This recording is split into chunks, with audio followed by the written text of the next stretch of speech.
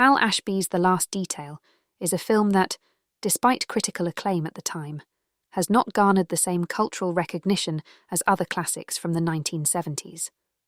Released in 1973, this film is an underrated gem that encapsulates the spirit of its era, while delivering a story that is timeless in its emotional depth and humour. Anchored by one of Jack Nicholson's finest, yet often overlooked performances, The Last Detail blends comedy and pathos in a way that still resonates today. In particular, Nicholson's portrayal of Billy Badass Budusky remains a masterclass in acting, embodying the cynical yet oddly compassionate core of the film. Jack Nicholson's performance in The Last Detail as Billy Budusky stands as one of his best, even though it doesn't have the iconic status of his roles in One Flew Over the Cuckoo's Nest, 1975, or The Shining, 1980. Yet many who have seen the film argue that Budusky might be Nicholson's most authentic, lived-in character. Nicholson doesn't appear to be acting here. He is Budusky. The way he inhabits this character is uncanny. He carries himself with a natural swagger, an abrasive bravado masking deeper layers of disillusionment and empathy. His brash, larger-than-life persona as Budusky is underpinned by a deep sense of pathos, which emerges more as the film progresses.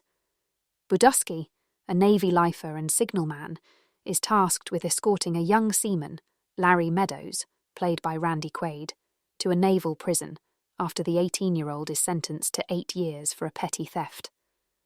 Budusky's outward machismo, spitting out crude jokes, picking fights and swaggering through bars, contrasts beautifully with his evolving sense of pity and responsibility toward the naive Meadows. Nicholson's performance shines in how he balances these two elements. His chemistry with Quaid is palpable, and the dynamic between them, which shifts from authority and subordinate to almost a brotherly bond, is one of the film's central emotional anchors. What makes Nicholson's performance so extraordinary is the naturalism he brings to the role.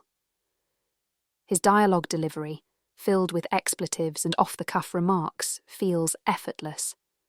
The way he expresses both exasperation and tenderness toward Meadows is never forced, making the transformation of Budusky from a tough guy caricature to a fully realised human being deeply affecting. His empathy for Meadows grows organically throughout the journey, and Nicholson's performance makes you believe every second of it. One of the key aspects that makes The Last Detail so powerful is its ability to mix raucous humour with deep sadness. The film is often laugh-out-loud funny, especially in its earlier scenes. Budusky's relentless wisecracking and his habit of stirring up trouble wherever he goes provide much of the film's comedic drive. Whether it's picking fights with Marines, breaking rules to take Meadows to a bar or a brothel, or engaging in profane banter, Nicholson's comedic timing is impeccable. Yet, beneath the humour, there's a creeping sense of melancholy. Budusky and his partner, Mule Mulhall, played by Otis Young, are career Navy men. Hardly idealists, but men resigned to a life of repetitive orders and routines. The comedy is almost a defence mechanism for Budusky. The humour in the film softens the harsher realities of Meadows' situation, but as the story unfolds, the looming weight of Meadows' inevitable imprisonment hangs over them. The film navigates this balance with precision. Ashby and screenwriter Robert Towne craft moments where laughter is abruptly followed by poignant silence. It's a testament to Nicholson's ability to seamlessly shift from brash humour to moments of quiet reflection, such as when Budusky realises that no amount of joy or rebellion can save Meadows from his fate. Much of the film's brilliance lies in Hal Ashby's direction. Known for his work on Harold and Maude, 1971, Shampoo, 1975, and Being There, 1979, Ashby is often called an underrated genius, a filmmaker whose distinct style combined a deep humanism with an almost anarchic sense of humour. Ashby had an incredible ability to make stories about ordinary people feel significant without being heavy-handed. The Last Detail is no exception. Ashby's direction is subtle but effective, allowing the characters to breathe and develop naturally. He doesn't force melodrama or manipulate the audience with sentimentality. Instead, he lets the story's humour and emotional undercurrents flow organically.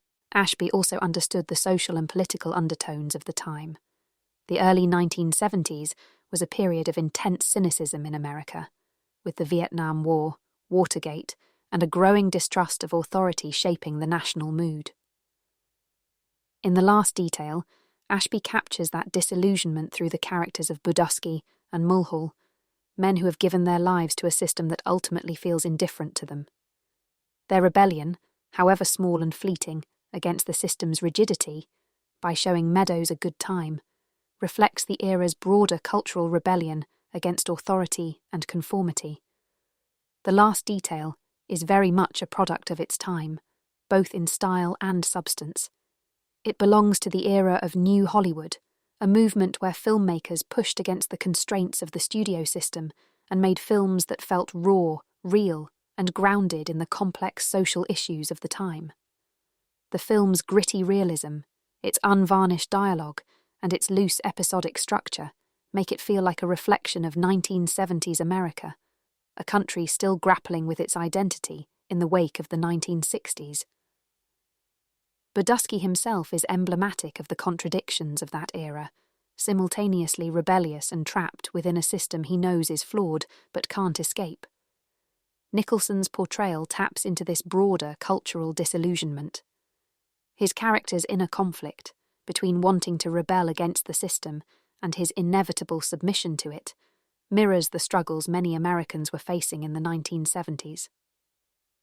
Despite all its brilliance, The Last Detail remains relatively obscure compared to some of Nicholson's other work.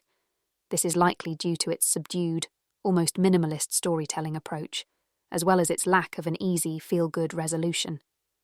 There are no grand transformations or heroic acts here, just small moments of humanity amidst a bleak reality. But it's precisely these small moments, the way Nicholson captures both the humour and sadness of Budusky's life, that make the film so memorable. The film deserves more recognition for its ability to combine the best elements of drama and comedy, and for offering one of Jack Nicholson's most nuanced performances. In a career filled with iconic roles, his turn as Budusky is a reminder of Nicholson's range as an actor, how he could be loud and brash one moment, and deeply empathetic the next. It's a performance, much like the film itself, that doesn't hit you with its importance immediately, but lingers long after the credits roll.